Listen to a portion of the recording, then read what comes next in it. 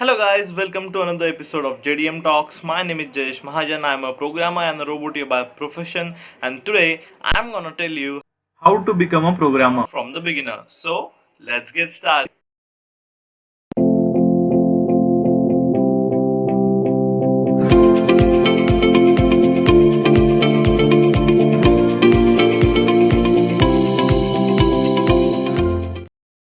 Hello guys, basically देखो यार, कोई हमेशा एक क्वेश्चन करता है जिनको प्रोग्रामिंग का नॉलेज कम है, जो प्रोग्रामिंग सीखना चाहते हैं कि प्रोग्रामर बने कैसे, प्रोग्रामिंग की कैसे जाए, एक मास्टर प्रोग्रामर कैसे बनता है।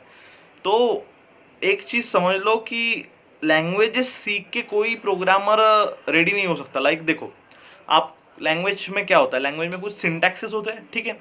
आपने कुछ सिंटैक्सेस देख लिए, कुछ सिंटैक्सेस आपने पढ़ लिए, तो इसका मतलब ये नहीं है कि आप प्रोग्रामर बन गए। आपने उस लैंग्वेज के कंप्लीट सिंटैक्सेस ही ना रट डाले, लेकिन आप तब भी एक प्रोग्रामर नहीं कहलाओगे, क्योंकि आपके पास मिसिंग है एक मेन की, जिसको अपन कहते हैं लॉजिक। लॉजिक आपके प्रोग्रामिंग में होना बहुत ज़रूरी है, तभी आप एक नॉर्मल प्रोग्रामर और एक बिगिनर प्रोग्रामर से डेवलप होते होते होते होते अपनी प्रोग्रामिंग स्किल्स में मास्टर करोगे, ठीक है। तो बेसिकली उसके लिए कुछ नहीं करना होता है। आपको डेली एक्टिविटीज़ में जो है, आप प्रोग्रामिंग की प्रैक्टिस करते होंगे या फिर किसी लैंग्वेज पे कोड करते होंगे। तो बेसिकली क्या किया करो कि आप खुद से, फर्स्ट स्टेप मैं बता रहा हूँ आज, फर्स्ट स्टेप है कि द वे ऑफ इमेजिनेशन, ठीक है। द वे ऑफ इमेजिनेशन ये फर्स्ट स्टेप है। मतलब आप खुद कोड इमेजिन करो, लाइक कुछ कॉन्सेप्ट इमेजिन करो, मेरे सामने कुछ पैटर्न इमेजिन करो और उस पैटर्न का आप प्रोग्राम डेवलप करो। मतलब जो जो चीज़ें लॉजिकली थोड़ी क्रिटिकल है उनको इमेजिन करो और उनको सॉल्व करने का ट्राई करो, ठीक है। स्टेप बाय स्टेप आप ये करते जाओगे तो आपका लॉजिक जो है वो और भी क्लियर होता जाएगा, ठीक है। अब बात करता हूँ मैं स्टेप 2 की। स्टेप 2 पे आपको ये ध्यान रखना है कि आपको आपके बनाए हुए लॉजिक, आपको आपके बनाए हुए कोड पे पूरा भरोसा होना चाहिए। मैंने ऐसे प्रोग्रामर्स तो देखे हैं कि कोड करते हैं स्टार्टिंग में, फिर मैं उनको कुछ बता दूं कि नहीं ये गलत है या फिर इसमें अपन ये कर सकते हैं, तो वो मेरी हाँ में हाँ मिलाने लगते हैं। क्यों मिलाने लगते हैं मुझे अभी तक समझ में नहीं आया, ठीक है। अगर आपका कोड करेक्ट है तो मैं आपको ट्राई कर रहा हूँ जस्ट आपको एक कंफ्यूजन में डालने का, आपको कंफ्यूज करने का, और आप उसमें लपेटे में आ जा रहे हो, ठीक है। तो वो किसी के लपेटे में मत आओ, अपने प्रोग्राम पे फुल कॉन्फिडेंट रहो, ठीक है। अगर आपका प्रोग्राम लॉजिकली परफेक्ट है तो वो आपको भी पता होना चाहिए, और आपका प्रोग्राम अगर लॉजिकली परफेक्ट नहीं है तो भी आपको पता होना चाहिए। ओके, देन थर्ड पॉइंट पे मैं आता हूँ, पेपर एग्जीक्यूशन। पेपर एग्जीक्यूशन एक ऐसा कंसेप्ट है बेसिकली कि जिससे आपको मदद होती है आपके प्रोग्राम में कौन कौन सी एरर आई है या आने वाली है वो समझने में। कुछ नहीं करना है, सिंपली एक पेपर लेना है, आपने जो प्रोग्राम अभी बनाया हुआ है उस प्रोग्राम को हर लाइन के उसके एग्जीक्यूशन को 1 बाय 1 लिखना है, ठीक है। उसके लाइन के एग्जीक्यूशन को 1 बाय 1 लिखने के बाद टैली करना है कि आपने जो अभी लाइन वाइज लिखा है, आपने जो पेपर पे एग्जीक्यूट किया है प्रोग्राम को, कि इस लाइन में प्रोग्राम में आउटपुट क्या आने वाला है, ठीक है। आपकी रिक्वायरमेंट क्या है, आपने जो प्रोग्राम टाइप किया है उसमें क्या आउटपुट आ रहा है, तो आप फिर दोनों आउटपुट को टैली कर पाओगे कि आपको चाहिए क्या आउटपुट और आपका पेपर एग्जीक्यूशन में कौन सा आउटपुट आया है। तो उसकी मदद से आप इजीली चेक कर पाओगे कि आपका प्रोग्राम किस स्टेप में रॉन्ग हो रहा है, और आप बस वो स्टेप को फिक्स कर दो, ठीक है। तो बेसिकली पेपर एग्जीक्यूशन एक ऐसी स्टेज है जो यूज होती है आपके प्रोग्राम के एरर्स माइनस करने के लिए, आपके लॉजिक को और अच्छा करने के लिए। ये बेसिक प्रोसीजर है अगर हम कहना चाहें तो। अगर आप जैसे जैसे डेवलप होते जाओगे तो वैसे वैसे माइंड में ही वो पेपर एग्जीक्यूशन की जो प्रोसेस है वो आप रिपीट कर लिया करो, कि माइंड में लाइन वाइज एग्जीक्यूशन कर लिया करो। मतलब करना क्या है बेसिकली, एक अच्छा प्रोग्रामर कौन है? अच्छा प्रोग्रामर वो है जिसका दिमाग ही खुद कंपाइलर है, जिसके दिमाग को पता है कि क्या सही है क्या गलत है, इससे और अच्छा लॉजिक क्या लगा सकते हैं। तो बेसिकली खुद ट्राई करो कि अपने दिमाग को एक कंपाइलर में कन्वर्ट कर पाओ, ठीक है। नेक्स्ट स्टेज है, मुझे बहुत से लोग ऐसा कहते हैं कि मेरा दोस्त ने ये किया, मेरे दोस्त ने वो किया। कंप्यूटर फील्ड में मैं हमेशा देखता है वो अभी भी, मेरा दोस्त ये कर रहा है तो मैं भी वो सीख लेता हूँ। तो वैसे मत कर लिया करो। देखो, हमारे हर स्टेप सेम नहीं होते। अगर आप उसकी बात कर रहे हो तो अगर वो किसी चीज़ में ट्रेन है, आप थोड़े कम ट्रेन हो, तो पहले आप अपने कॉन्सेप्ट्स क्लियर कर लो।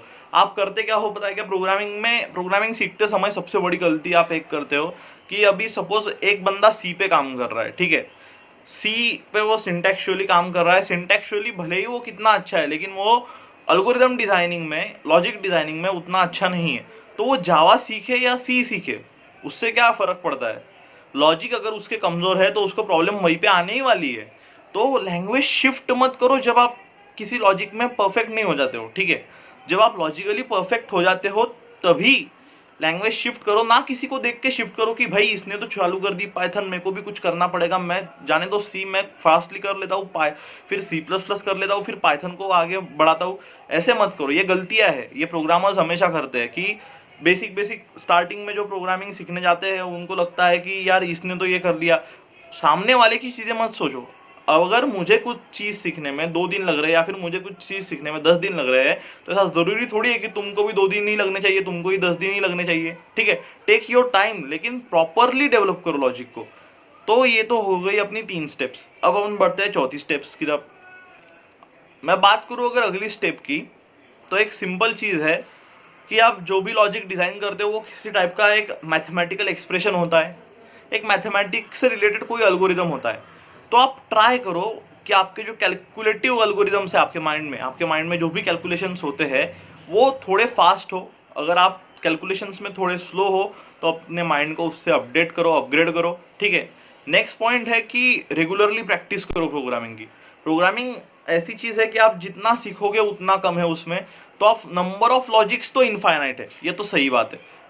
ऐसा जरूरी नहीं है कि एक प्रोग्राम मैंने इस लॉजिक से किया है तो वो प्रोग्राम किसी और लॉजिक से हो ही नहीं सकता। There are multiple kinds of logic exist, ठीक है। तो आप ट्राई करो किसी और लॉजिक से भी करने का, आप प्रैक्टिस करो, रेगुलरली प्रैक्टिस करो। जितनी बार आप प्रैक्टिस करोगे उतने आप और डेवलप होके आओगे। तो ये तो रही प्रैक्टिस की बात।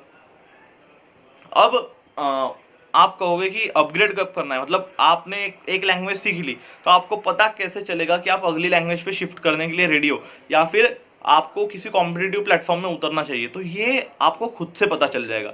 जब आप प्रोग्रामिंग में एक अच्छे लेवल पे, प्रो लेवल पे आ जाओगे, तब आप खुद से अगर एल्गोरिथमिक क्वेश्चन जो है वो प्रॉब्लम्स जो है वो आप अगर खुद से क्लियर कर ले रहे हो तो आप उस टाइप के कॉम्पिटिशन्स फिर आपने आजू बाजू के एरिया में देखो कि इस लेवल के प्रोग्रामिंग कॉम्पिटिशन्स कहाँ होते हैं, मुझे इन लेवल तक जाना है तो मैं कौन कौन से प्रोग्रामिंग कॉम्पिटिशन्स में पार्टिसिपेट कर सकता हूँ, और फिर उसके हिसाब से आप पार्टिसिपेट करो। या फिर आपको लग रहा है कि अभी मेरे लॉजिक्स पे मेरी कमांड अच्छे से बैठ चुकी है, मुझे अब कुछ नया सीखना है in the field of development, तब आप अपनी लैंग्वेज शिफ्ट करके जावा पे कर लो, ठीक है। मैंने कल के सेशन में बताया था कि सी से स्टार्ट करो, अच्छा रहेगा। क्यों बताया था?